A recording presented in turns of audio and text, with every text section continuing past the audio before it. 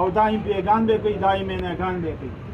کاوه کا ک ډاکټر دی هغه حقیقت دې څه ګناه ده موږ دلته راغله زه پرون نه بل راغله دا وګوره زه نن بیا راغلم ځکه چې ډاکټران کم دي هغه وایي نشته ډاکټران د ګردې واده ډاکټر نشته دی سبا نه بل دا که روزانه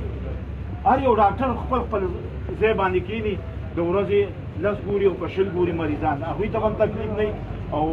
مونږ ته هم تکلیف نه نو دا بار راتله به نه دا ګڼه به هم نه او ورسه به وشي نو دا زمونږ ایم ان ای پهله وزیر اعلی دی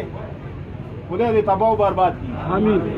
تباه او برباد شي د کم ځای نه راپسې راوستی دی تا اورې که نه تاسو ځای نه دی ما لیدلی خپل بایپاس یې دومره روان دی دننه پورې تاسو نه یې تلي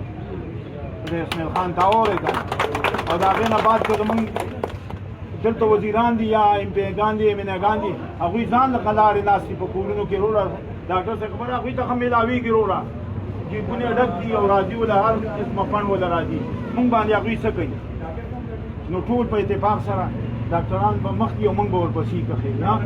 او انشاءالله که روډ بندولي او که د هر څه نو ټول به په شریکه کوو صحیح ده ډاکټرانو چې دا کوم احتجاج کړی دی نوبت په دې کې د دوی هم پیدا ده او د عوامو هم پیدا ده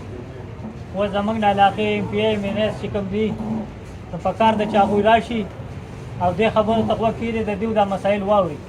او دا مسئلې چې کوم دی نو دا حل کړي اوس مقصد دا دی زموږ دا صوبه چې کوم دی نو 15 کاله وشو چې دا ورانه پرته ده دوی رالګي ځان له تنخواګانې سیوا کوي